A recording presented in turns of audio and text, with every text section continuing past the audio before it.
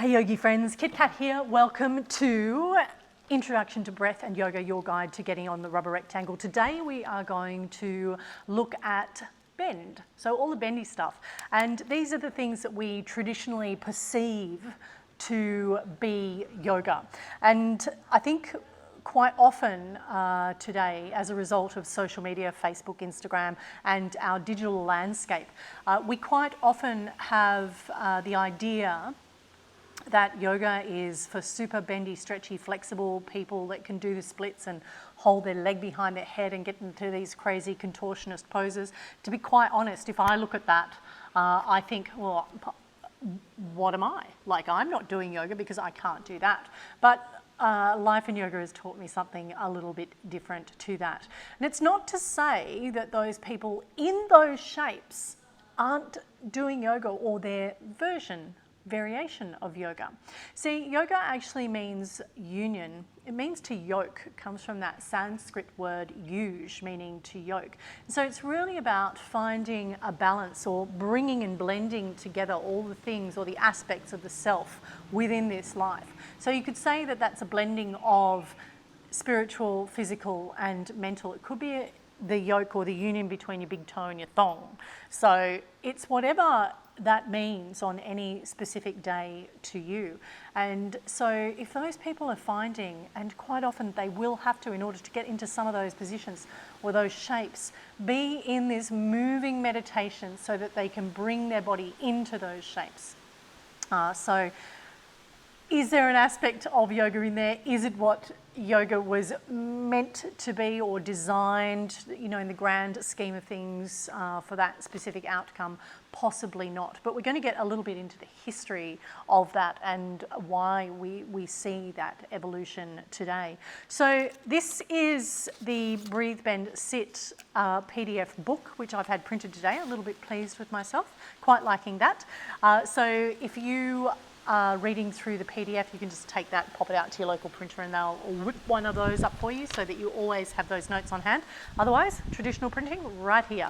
And I have these notes in place so that I don't go off on too many tangents and lead us down loads of garden paths. So in this video tutorial, we are going to look at some yoga asana and some different bits and pieces in there.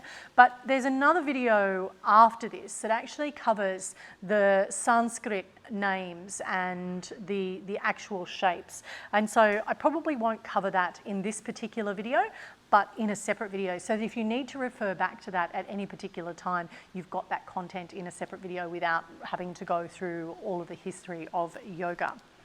So, why do we do yoga? So if you've watched the beginning video that I've shared with you, we rein in the mind with the breath, we breathe so that we can bend, we bend so that we can sit, and we sit so that we can find stillness. So the point of our yoga practice is to actually find that stillness in the body, or sorry, stillness in the mind. And the way that we do that is that in our Western society and in our culture, the way we work and the things that we do today, we need to release some of the tensions and the stresses and the anxieties that reside within the body. And so that's where the evolution of asana practice or yoga as we see it today comes from. So practicing asana or breathing, pranayama, and meditation makes you happier and healthier in the mind, body, and spirit. So there's no doubt about it that yoga does improve flexibility, muscle tone, strength, mobility, your tenacity and application into getting things done. Maybe it makes you more courageous and fearless as you move through some of those arm balances, and we'll talk about that a little later in this tutorial. But you know, I actually saw somebody with a t-shirt on the beach the other day and they said this is a work in. And, you know, that makes me really reflect on, you know, what we do in our yoga practice, because as we will discuss later, we develop a sense of what's called pratyahara, or withdrawal of the senses. And so your yoga practice becomes an internal workout as opposed to being external. And yes, the physical aspects of our yoga practice are very much present and certainly flexibility, mobility, important aspects of the practice and releasing those tensions. But the point of that asana practice is that so that we can find our space or some stillness in meditation and be able to find our seat in yoga a little bit longer. So we've just talked about what yoga means, and so we're going to actually look at the Yoga Sutras, and we'll come into a little bit more about the history, but Atha Yoga Anushasanam is actually a yoga sutra or a thread within the underlying code or philosophy for our yoga practice. And it's actually the first sutra, and it means, and now the practice of yoga begins. So I love this sutra. It's the first sutra, and the reason that I love it is because every time we take breath, it's an opportunity to begin our practice again. And so sometimes when I get frustrated or I feel like, I'm not getting the outcomes that I desire, I kind of have to let go of the attachment of that and think, Atha Yoga Anushasanam, and now the practice of yoga begins. And that kind of grounds me and connects me into this moment. And that's part of the important practice or the important learnings of yoga. So one of the things that I do want to bring up quite early in the piece is that yoga is not a religion. Yoga is a philosophy. And yoga accepts people from all different religious belief systems, and it encourages the blending of one's beliefs in with the philosophy or the values that we learn about and that we share during practice. And for me, I believe that all religions throughout the world all have the same desired outcome: joy and happiness, that sense of being part of something greater or greater than us, and being part of community and a collective with the goal of joy and happiness. We all long to belong. We all want to be loved, and so I feel like that's the underpinning desire or goal of religion. However, we've all gone off on these different tangents to express that or experience on our own. And I often think that maybe back in the day, like a long, long time ago back in the day, that there were three blokes sitting in some caves in the Himalayas, and they were hanging out, making some shapes together, meditating, making some sounds, having a chat. Maybe they didn't talk at all. Maybe they were just silent in the cave, like observing. And then, one bloke got up and said, right, I'm going to go for a walk, and he went off to India. Another bloke going, all right, well, if he's going, I might chuff off too. He went to China. And maybe the third bloke went to Egypt or to Africa. And along the way, they took those things that they learned and shared with each other in that cave. But then, as they went off in their separate directions, they started to evolve and change and go on their own personal journeys and create the practices that we now know as that ancient Egyptian yoga, or the tradition of yoga that we experience parts of in the West that has its origins in India, or perhaps even in China, where we see the evolution of Qigong and Tai Chi. So not that any of these practices are wrong or one's better than the other. There's no black and white around that. I think that all of these practices seek to attain the same goal, that of joy and happiness, a sense of belonging, connection and oneness with the universe. And whether you perceive the universe to be God, the creator, space, time, the higher self, however you want to call it, I think that's what we're seeking. Anyway, that was a little deep, wasn't it? Let's go back a little bit. So, a little bit of a history of yoga as we know it in the West. And I guess we're privy to seeing, and certainly through the digital landscape, have been presented with many different variations of yoga. And I'm going to look at today some of the evolutions of those practices, but also the origins of yoga from India, from that tradition. So, the word yoga was first mentioned in the oldest sacred texts of India, which would be the Rig Veda, which is over 5,000 years old. And the Vedas were a collection of texts containing songs, mantras, and also the description of rituals that accompanied those songs and mantras. The most widely used spiritual text in the world is the Bhagavad Gita, and it's an iconic source of yoga philosophy, and it was composed around 500 BC. So quite an ancient text as well. I have a tiny, weeny little copy that I keep by my bedside that I bought in Rishikesh in India. It has a special place in my heart.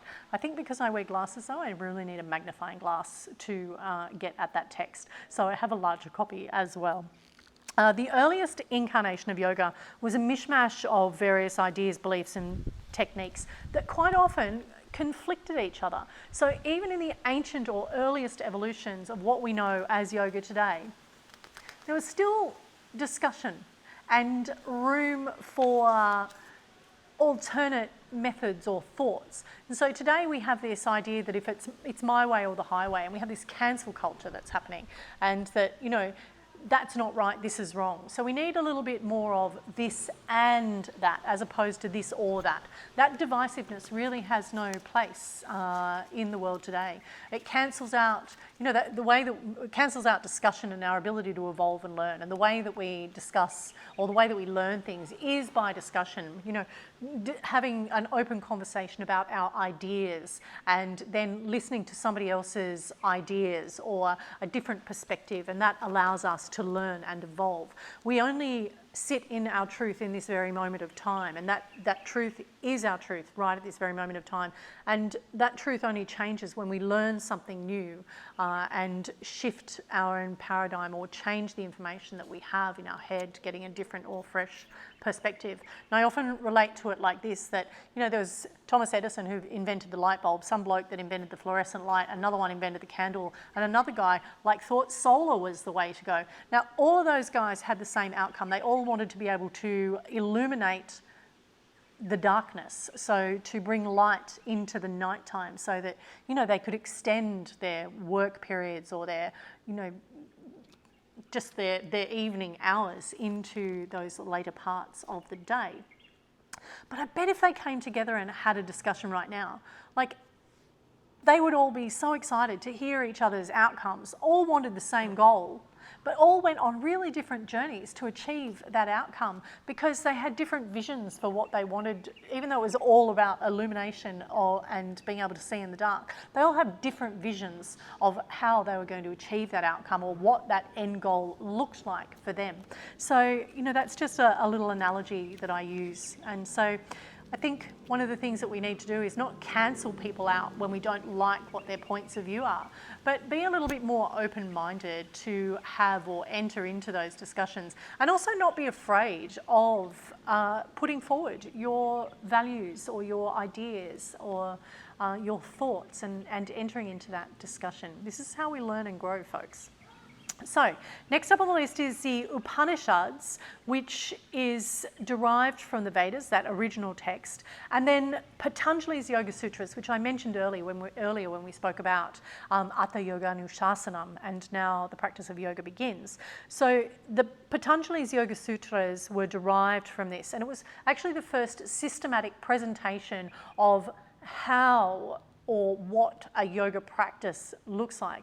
And I'm going to say right at this point in time, yoga asana, this bendy stuff, warrior 3, warrior 1, sun salutations, were not mentioned in the Yoga Sutras at all. The only reference to finding or making a shape was sthira sukhanasanam, steadiness and ease, so to find a steady seat. And that's a reference to, in my interpretation, a reference to the meditation practice, so finding steadiness and ease in our seat for quiet contemplation. So the reason that we take all the bendy stretchy stuff and we do that today is because we have a lot of tension, stress, and, you know, binds or tensions that lock up our body and disable us from finding or that peace, because we kind of want to wriggle around and move in the busyness of the mind. And so that's how our yoga practice has evolved today. So yoga as we know it. In the late 1800s and the early 1900s, yoga masters began to travel to the West, attracting loads of attention from followers. So in the 1920s and 1930s, so we're looking roughly at about 100 years ago now, yoga was strongly promoted in India with the work of great yogis such as Krishnamacharya, Swami Shivananda, who both practiced Hatha yoga. So Krishnamacharya actually opened the first Hatha yoga school in Mysore in 1924, so literally 93 years ago. And in 1936, Mysore between 1924 and 1936, Krishnamacharya produced 3 students that would continue his legacy and increase the popularity of Hatha yoga today. And you might know some of these names: BKS Iyengar, TKV Deshishaka, and Patabi Joyce, who created the Ashtanga vinyasa series that we practice today, which is the basis of vinyasa flow. So when we see a sun salutation with chaturanga in it, that is where the origins of that came from. So even earlier to that, there was an evolution of the sun salutation, which I find absolutely fascinating, where Krishnamacharya was requested to create the sun salutation to improve the overall health and fitness of the Indian Army. And he actually went about and viewed all sorts of different sports and fitness regimes and things that people were doing to look after their cardio fitness and their mobility and flexibility. And he created the sun salutation as we know it today from that. So if you look at the sun salutation, and I'm just going to do a little quick demo here with my chair in the way. Inhale up, stretch down, inhale lift, step back into plank, down and up. And then we have a jump forward.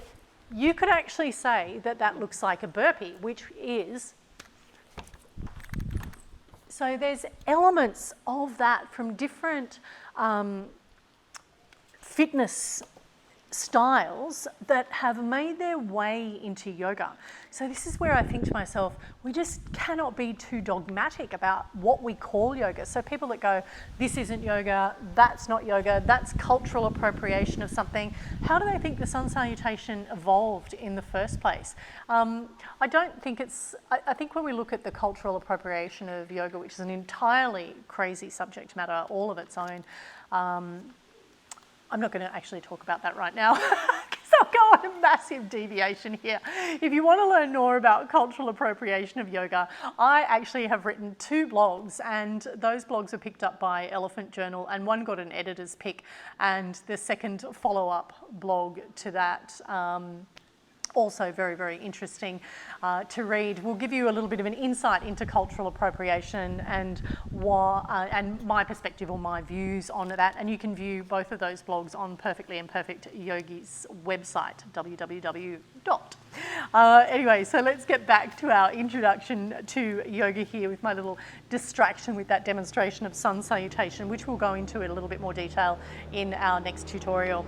So what are the different types of yoga? Motorbike in the background. The first one that we come across is Hatha yoga. And so Hatha in Sanskrit, Ha meaning sun, Tha meaning moon. So it's a Sanskrit word with 2 parts. It also may mean willful or forceful yoga. And the practice of Hatha yoga focuses mainly on mastery of the physical body. So it's that focus on actual asana, so the bending and stretching.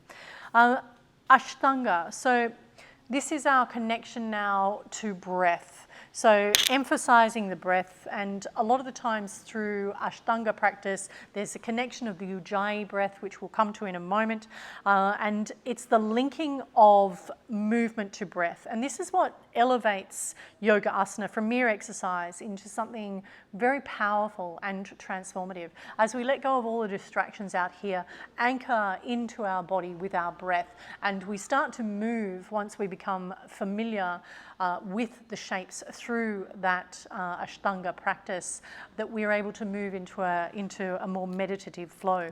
So derived from Hatha and then Ashtanga comes our vinyasa or vinyasa flow. So the first word V means joining or linking, and the suffix nyasa actually means to place carefully with breath. So vinyasa, so joining and placing carefully with breath. So I think it's such a beautiful word, vinyasa. Vinyasa could actually refer to our entire life, moving through a life in yoga with vinyasa, placing everything carefully with breath, mastering that breath. Such a beautiful thought, the vinyasa of life. Power yoga is our next evolution in this evolutionary chain. So power yoga is a general term and it's used to describe a vigorous, more fitness-based approach to yoga. So this is where we start to turn this into a sort of a more cardio style. So it incorporates the athleticism of the Ashtanga practice, and then it actually links lots of vinyasas together. So vinyasa is a funny word where it can actually mean, to link together and place carefully with breath. It also refers to a sun salutation. So to take a vinyasa is to take that link, because quite often the sun salutations will link us to various parts of our practice. And so power yoga quite often uses that vinyasa to move from one part of a sequence to another, and you'll see that as I teach, and I'll be sure to make a note of when we're moving out of or into those vinyasas. But it gives the teacher, in those classes, it gives the teacher, unlike the Ashtanga series or primary series where there's a very definite distinct postures and there's a set or a series of postures or shapes that you make throughout that series. Vinyasa or power yoga gives the teacher the ability to become a little bit more creative and intuitive with that practice. So meaning that they can drop into however they're feeling on the day or look at where the students are at in their class and create something specific to that need, and quite often spontaneously with regards to what's going on in the class. All great plans come undone when you're in a yoga class and teaching. Whatever you had on your agenda for that day quite often changes as you look around the class and you think, these students, these people urging onto their rubber rectangle today need what I want to give them. They need what they're intuitively asking for, and it's my job as a teacher to recognise that and observe that and lead them through a practice that's going to get you the most benefit on that given day. So then we move into Sumit's yoga, which was created by Sumit Banjari. So sequencing, it reinforces his primary objectives as a teacher, helping others to realise their powerful wellness benefits of yoga, including a stronger toned and more flexible body, improved state of mind, and encouraging relaxation, self-acceptance and awareness. So those are some really vital parts of a yoga practice. Bihar, so that largely evolves or looks at Tantra yoga, and you might say Tantra, that's got everything to do with sex. It's got nothing to do with sex. That was just like a marketing ploy back in the day. Are there aspects of that? It's about building a connection to oneself. Bihar practice was founded in 1964 and it made esoterical traditional practices more accessible to householders. So this is true Tantra, grounded in Sankhya philosophy, not the sexed up New Age version that we come to know today in the West. So, Bikram yoga. We've all heard of Bikram, and if you're interested in knowing a little bit more about Bikram yoga, I love Bikram yoga, a big advocate of that. And I've actually written a blog about that, and you can see if you jump on that's up on the Perfectly Imperfect Yogis website. I also have a YouTube video where you can see what the Bikram series looks like, and then I go into a discussion about the Bikram series. So you're more than welcome to view that. Hot yoga, malleable, sweaty, tap us forward. It's really the possibilities of a Bikram system. It consists of 26 postures, but it's got limited capacity there in terms of it's a set series of 26 postures, that's it. So from a teaching perspective, it's up to the students to jump in and fit into that mould and explore their own practice. There's no adjustments or corrections or alignments in there. It's all spoken instruction. And it includes 2 breathing exercises that are, interestingly enough, taken from traditional Hatha yoga techniques. And all Bikram yoga classes run for 90 minutes in a room that's heated to 42 degrees, which I personally loved. It's not for everyone. It is for everyone, but it's depending on whether you have the mental tenacity to make it through that class. So today, Bikram classes have been through a little evolution, you can have access to a Bikram 60, which is a 60-minute class, which makes the practice a little more accessible. But if you want some serious results, flexibility, tenacity, weight loss, another massive side effect in there, definitely that Bikram 90 is like a crazy mental journey to go on, as well as a physical one. Himalayan yoga, this is all based on science. The teachings are informed by the vast body of Vedic knowledge, so from the Vedas, and it encompasses Ayurveda and Sankanya and sacred text. These comprise of one of the oldest scientific systems on the planet, though most people today would call it a philosophy. So Ayurveda is the sister science of yoga, and that looks at our body's internal systems, how we fuel our systems. Iyengar, so we mentioned before, BKS Iyengar, who studied under Krishnamacharya, and his practice is Iyengar yoga, and it's all about precision. So he's developed an asana methodology that emphasizes practicing anatomical alignment, so which frees up pranic flow and helps to prevent injury. Next on the bus, Kundalini yoga, which is all about energy. The style of Kundalini yoga, which was introduced by Yogi Bhajan, combines mudras, bandhas, and chanting postures in sets and sequences that activate pranic flow. So it's quite a specific series of activities that you go through in order to find yourself in a space where meditation is more readily achievable. Kripalu, founded in 1966, is all about balance. So it successfully westernized the immersion experience of the ashram, so emphasizing yoga as a part of a balanced, healthy, holistic lifestyle. Restorative yoga, so this is all about healing. It's kind of an offshoot of Iyengar yoga, but not as rigid or as structured as what the Iyengar yoga. And so it takes the props and the straps and the blocks and the bolsters, but it uses them in a more therapeutic direction, emphasizing the body's parasympathetic response for healing and relaxation. I've got two puppies walking in the background here. So where structurally you might use the strap to bind you in a particular shape in Iyengar yoga, restorative yoga is going to loosen that bind a little bit and ask you to activate your parasympathetic nervous system, so breathing through the nose and really dropping into a surrendered space so that you can get the maximum benefits from that practice.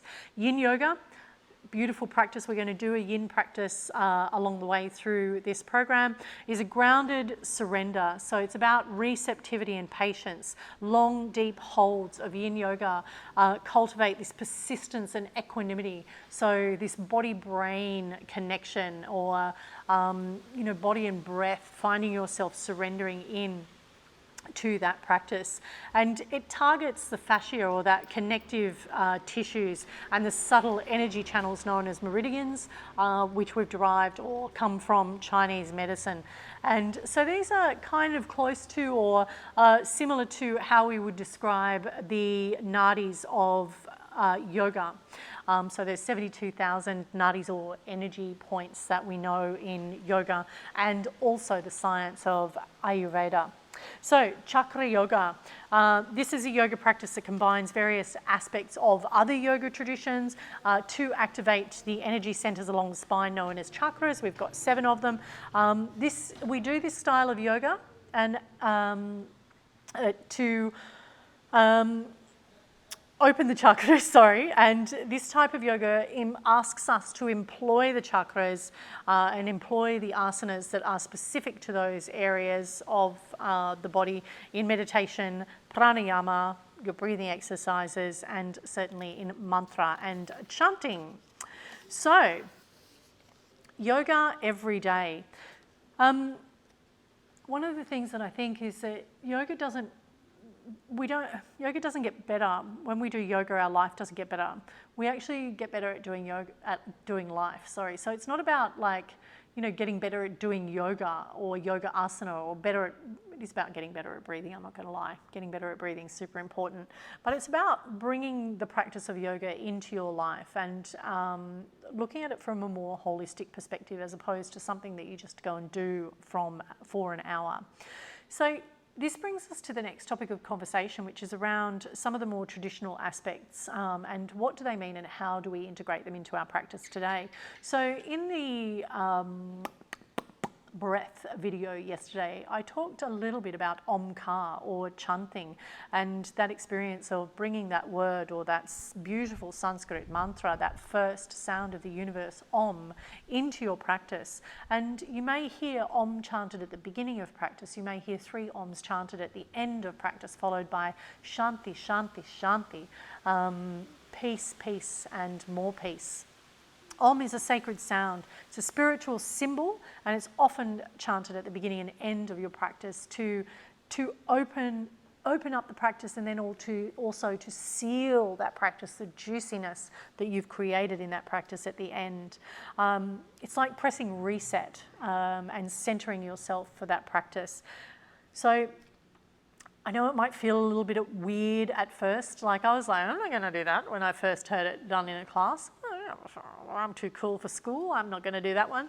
But today, I'm actually going to a kirtan this afternoon. I'm so looking forward to that. And one of the practices that we have in this kirtan is a rolling Om. And so it's this, everyone just at their own pace with their own breath, moving through these Oms. And so you've got all this layering of this sound and humming and this sacred sound over the top of each other. And honestly, it will be, for me, one of the most beautiful spaces to sit in and share that connection of breath and sound with other humans that also love to chant. Anyway, so a very beautiful experience. Kirtan and Om. Don't walk away from Om. Take a deep breath, inhale and exhale, make the sound. Namaste. Lots of things about Namaste. It's usually what we see on a t-shirt, we say it to each other. It's actually a traditional greeting in India. So when you see someone or meet someone in India, Namaste is the traditional greeting, and it's a sign of respect. And not only do we bring our hands in prayer, depending on who it is that we are greeting, there can be a touching of the knees or a touching of the toes, which is a beautiful sign of respect in that culture. So it really speaks very deeply to the tradition and history of India. It acknowledges a divine spark within each of us. So as I say namaste to you and you say that to me, we're acknowledging that divine spark that's located within our heart chakra, hence the hands coming to heart center. And this particular hand gesture, which we in Western world refer to as prayer, is namaskar, or Anjali mudra is another Sanskrit name for that, or you might hear prayer hands, or just the word, that Sanskrit word namaste is an indicator that the hands will come to the heart center.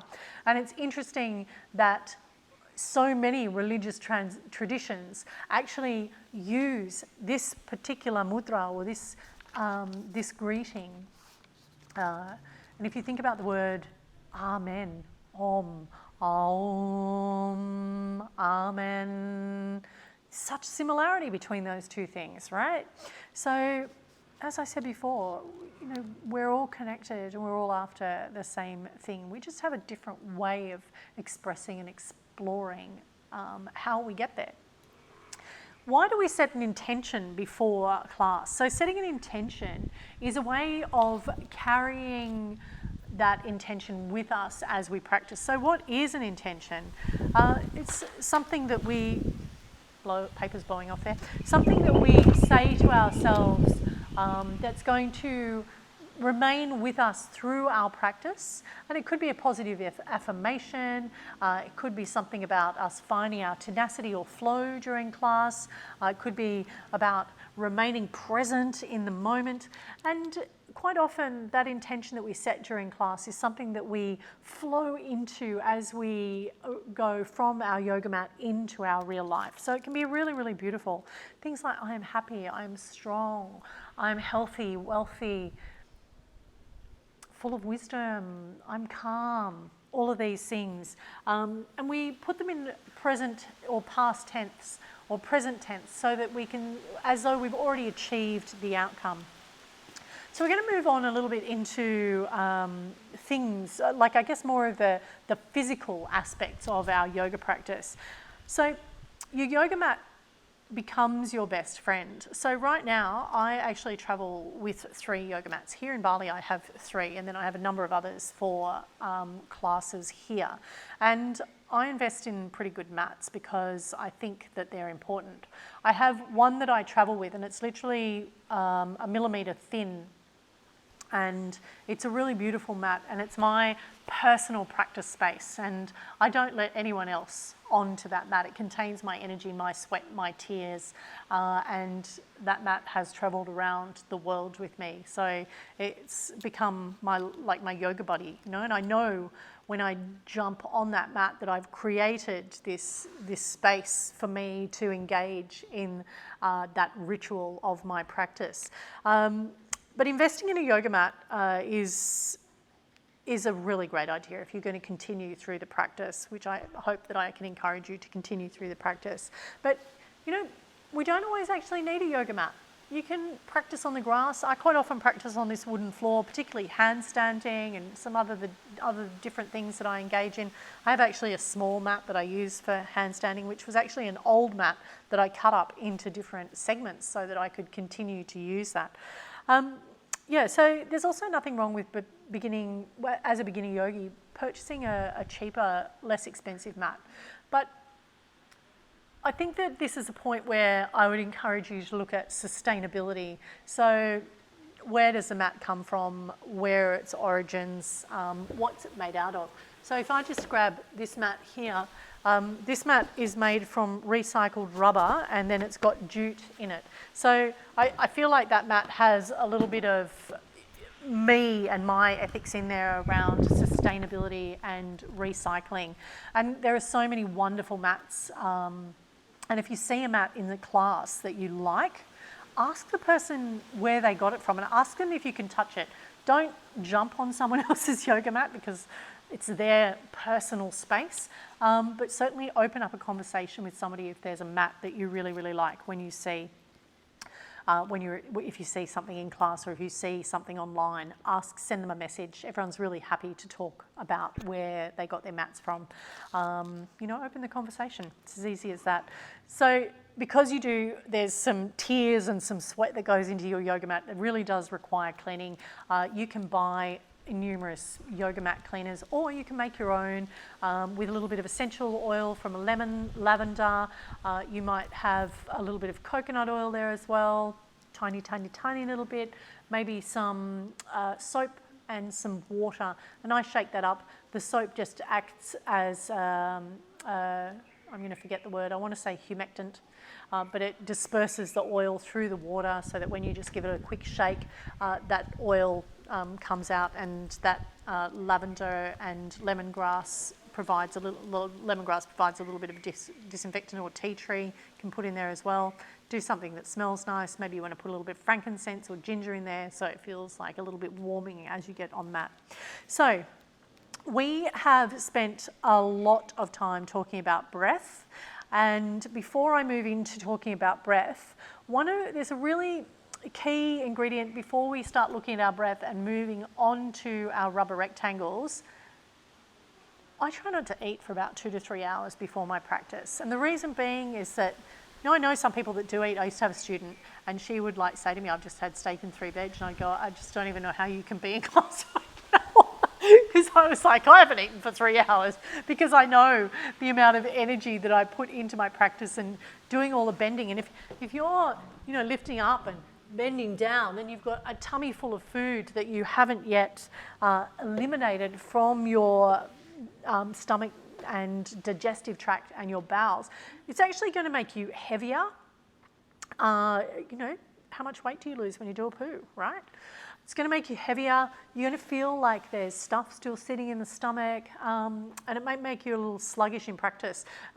At the very worst, the possibility of throwing up is there as well. So, yeah, maybe maybe try that out, see how you go.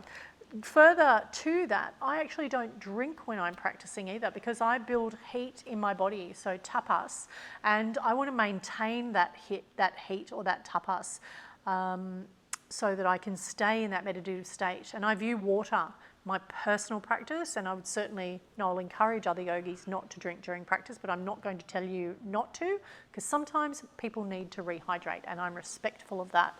And I'll certainly make observations in class, and if somebody needs to get a drink of water, then that's going to be an important thing to do.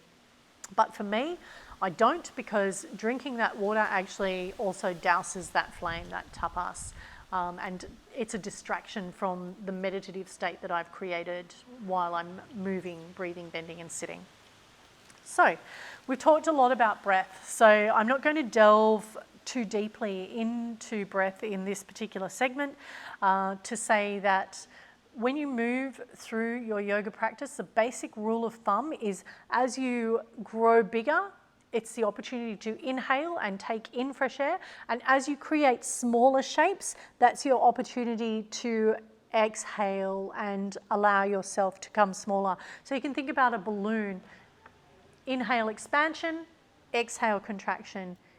Inhale, expand, exhale, surrender. Also a really beautiful word, surrender, and I use that a lot in yin practice. So many movements through yoga are actually timed with breath, but it doesn't mean to say that if you're feeling a little short of breath that you can't bring an extra breath into that flow. And if you do feel yourself peaking or finding that you're a little short of breath, check in, make sure you're breathing through the nose. And it's a really big indicator, or a really good indicator rather, that perhaps you're putting a little too much pressure on yourself in your practice. So drop back a little bit until the breath becomes balanced and even, and then you can move on and move through your practice at pace. There's no harm in taking a break at any point in time.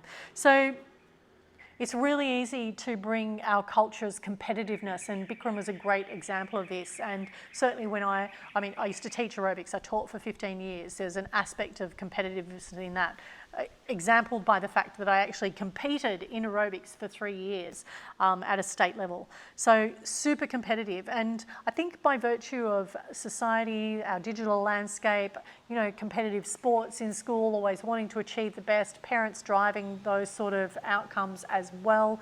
There's an element of us that has that when we come into our yoga practice and when we jump onto our rubber rectangles. But as you move through the experience, you come to realize that there's anything else that's going on outside of your yoga mat is actually,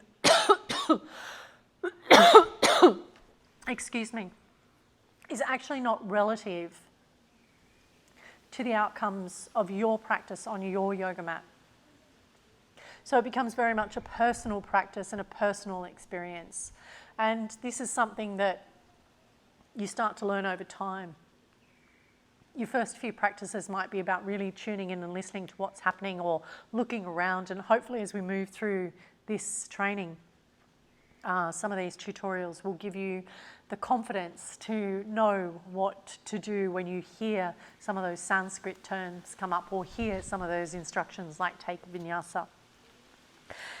So try not to compete with the people around you, even though sometimes that's more easily said than done.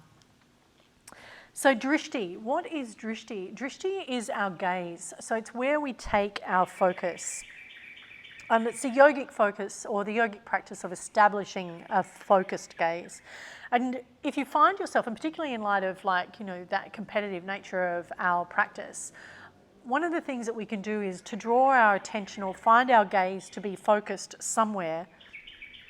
And this will promote concentration and creating that sense of pratyahara, withdrawal of the senses.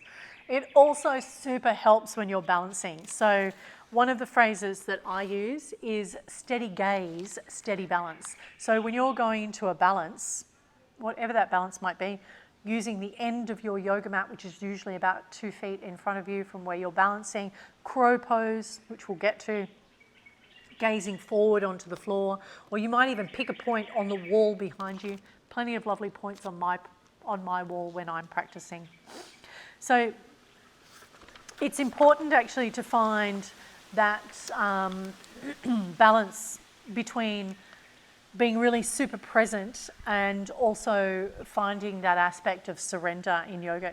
If you create too much effort and you push yourself past that point, you kind of, like I said before, you get distracted from what the actual practice is before.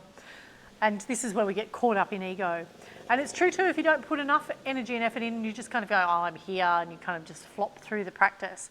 What's the purpose of going? So it's about finding, from reunion, yuge, to yoke, to find that balance between, energy in and energy out. And the results that you get come from the energy that you put in to the practice. So if you do your best to achieve the best physical alignment for you in that shape at that point in time, and then return your focus to the breath and finding your surrender or your sthira sukhanasanam in your steadiness and ease in each shape, then that's the best that you can be on that day, because you'll know that you put in your best effort on that given day. And I think this is the point where we say too that, comparing ourselves to other people's practices, you can be inspired by people, and their yoga practice. And I am as well. Like, I've curated my digital landscape and my social media to share the experience of and see the experience of other people who inspire me to be a better yogi. And this is not about the ego of like going, oh, I'm going to do that, I need to do that now so that I can be the best yogi I can be. It's really about finding that connection and feeling an overwhelming joy for the achievements of that particular individual, and that they've had the courage to share that experience with you and give you the opportunity to perhaps pursue or try something different in your yoga experience. Everybody's body is different and every day is different. So there's infinite outcomes in each posture. There is no one way, my way, or the highway outcome, because every body is unique. So if you are struggling in any particular shape or pose or need some modifications, it's no harm in asking someone for advice, and I'm certainly more than happy to help you out in that space and provide as much information as I can, or create a tutorial specific to you so that you've got that information that can help you achieve the outcome that you want to achieve.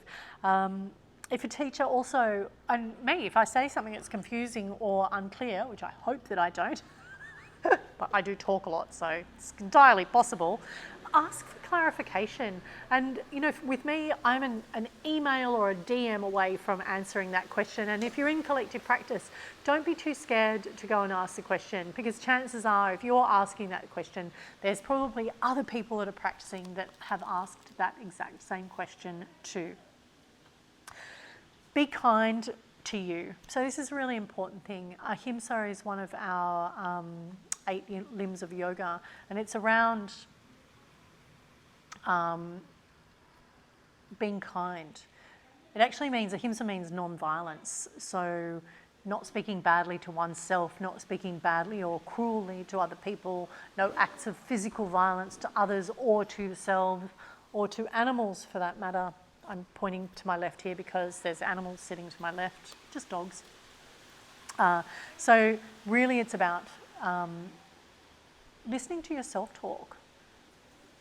Oh, you can't do that. I can't do this. I can't do that. You're no good at this. And pulling yourself up when you find those moments and saying, but what if I could? What if I can? Maybe there's a possibility that if you commit to turning up each day on your mat, those things become a real possibility for you. Falling over is really awesome. I can't tell you how many times I've fallen over. I've sprained my finger, sprained my toe, had injuries. Try not to get injuries, but I do some pretty crazy things sometimes, so I'm not always going to advocate for my level of craziness for you, where I'm trying to encourage you onto a practice. Falling over is not always, or falling out of a shape is not always a bad thing. Finding your balance and not being able to I'm not sure if you may have seen one of my reels the other day, but I was doing a particular yoga asana, and I can't remember a million times when I'd fallen out of that, and I've just not been able to hold my balance in that shape or find my way into that shape and maintain my drishti at one particular point so that I can find my way into that balance and even adjust my arm and find the confidence and courage to turn my head over my shoulder and bring myself right back through that asana. Now, I reckon in my lifetime, I've probably fallen out of that shape 100 times. And even some days, like that wasn't even warmed up, a fairly reasonable effort and attempt there. But there are some days when I'm super warmed up, and if I'm not focused and in my space, or I'm distracted by watermelon, which is my favourite fruit, guaranteed I'm going to fall out. And then I think to myself, what was going through my mind? And so it's a really great time to do a check-in. Why am I falling over here? It's because I don't have that steadiness and ease. I don't have that concentration. I've been distracted by something in my outside world. That sense of pratyahara, withdrawal of the senses, has been lost to whatever distraction arrived. So, really super duper important, and I'll do a little video on this, is Savasana. Savasana, corpse pose, dead man's pose. It's a resting pose at the end of the class. Roughly, should be 2 minutes for every 10 minutes of practice, 6 minutes for every 30 minutes of practice. So if you do an hour practice, that's 12 minutes of Shavasana. You do 20 minutes, that's 4 minutes of Shavasana. Don't skip Shavasana. This is the place where the body recalibrates and all the juicy work that you've done during your practice is allowed to settle in the body. It's also a really beautiful space to just let go of everything that happened in practice and take an adult time out and feel grounded and surrender, connected to the earth, this Pachamama that supports us in this physical life. So don't skip your Shavasana. Take a big inhale as you get there, and as you exhale, sigh and let go. Signal to the body that it's okay and that you are safe to rest and recover. Shavasana. Don't skip it. Don't walk out early. I will find you. Get to class on time. If you're going to practice and you know what time practice starts, or even with regards to this training or this learning, if you've set a specific time for your practice or you know what time class starts, be early to practice, be organised, set yourself up for success. The last thing you want to do is be in a rush and get to practice, put your pants on inside out. That was me, gusset on the outside. I was like, yep, didn't leave myself enough time to get that dressed that morning. And I was embarrassed because I had my pants on inside out. Don't be like Kit, be organised, get there on time. Lesson learned, I show up 15 to 20 minutes early for class every single time. I take that opportunity to drop in, warm up, find my centre, become accustomed with my surrounds and feel the energy of the space that I've just walked into. And I guess that's particularly true as a teacher as well. And I use that time, as I said, to warm up, connect with my breath, see how my body's feeling on a particular day. So, go get Zen. So this is my heading here, go get Zen. Getting dressed for a life in yoga signifies that you're going to spend some time on a mat. Now, I don't think that you need to go out and spend $1 million on expensive this, that and the other to attend yoga. These pants here, I think I've had them probably about 4 years, and I love these pants and I wear them a lot. This is a yoga top that I've designed and I actually sell them because I needed like a little bit of extra support. So I'll just give you a little demo of that. I'm particularly proud of it.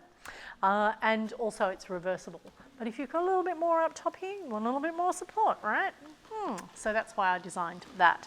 But you don't need to go out and spend $1 million on yoga gear. But it is nice to have a few things, and it's nice to get up, get dressed, because that signifies to the body that or to the self that you're actually moving into that ritual space. You move onto your yoga mat. You are entering that ritual. It becomes part of your ritual. However, the flip side to this is that you can jump on my YouTube channel and see that my most popular yoga video on YouTube is pajama yoga. And I literally woke up in a hotel one day and went, I cannot be asked getting dressed, it's too cold. I am just going to stay in my pajamas. And I videoed that, uploaded it, and it has the most views of all of my YouTube videos. So there you go. A major tenet of the practice of yoga is Sousha, or cleanliness. So if you're going to collective practice, have a shower before you go. Make sure that you're not going covered in the dirt of the day.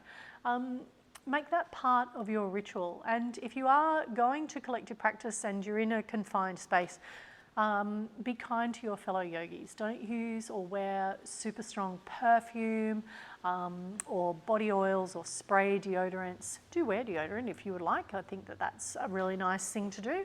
I use deodorant paste from Viva La Body, which is just my favourite product in the whole wide world. But yeah, no offensive perfumes. And I remember a tip that actually one of my aerobic teachers gave me when I was studying personal training and aerobics way back when. I'm not even going to count, 17 years ago. Holy cow. But he actually said, don't put any moisturizers on the skin. And I was like, or oils. And I'm like, that is a super solid recommendation, because as you start to sweat, you want to be able to expel whatever toxins are naturally coming from the body. So this is our body's natural cooling system. So we don't want to shove it with oil and moisturizer before we go to class. On top of that, if you're going to do a reverse grip on your foot, or you need to grab hold of your knee or your ankle, and you've got greasy, slippery hands from moisturizer, it's not going to end so well. Props. Blocks, straps, wheels, blankets are our friends. I love blocks. I used to be like, I'm not going to use a block. I'm too good for that. I'm too good for that block. I'm too good for that block. That block's not good enough for me. I love blocks. You should use the blocks. Blocks and straps and other props show us what's possible. Make things more accessible for us. Allow the body to slowly open up, and it's this kind of nurturing that allows us to move through our practice. So don't ever just think that, oh, they're for beginners, or they're for, people that can't do this or can't do that. Perhaps your half moon could use a little bit of a lift and extension. So hand onto the block and lift up through the heart space, and all of a sudden you've engaged some different muscles in the body. Some huge learning curves to be had by engaging props, particularly in your restorative, where we use bolsters and blankets, and offering a little bit more support. A beautiful one that I love, which we'll show in yin, is a bolster under the knees. And what that does is take some of the pressure off the lumbar spine. And you can use 2 blocks to do that as well. Yeah. A fabulous way to go. So next up on the list is that we are going to move through yoga asana posture names in Sanskrit and English. So I'm going to end this video here, because what I would like to do is move through those shapes in their individual context, so you get a little bit more information about each shape. So we're going to move through a workshop for Surya Namaskar A and Surya Namaskar A, which are your sun salutations A and B. We're going to do a workshop for Chaturanga, which is 4-limbed staff pose, which is that kind of yogi push-up that moves into upward facing dog, Urdhva Mukha, and then back into down dog, Ardha Mukha. And then in a separate video after those two, we're going to address some of the more traditional shapes that you will hear in your yoga practice, or the ones that come up most frequently. So, my yogi friends, that is the introduction to yoga section, or bend section, and we're going to move into those next tutorials. So I'm super appreciative of you spending time with me here in this video tutorial today. Namaste, my yogi friends, and I will see you on the next tutorial. Bye now.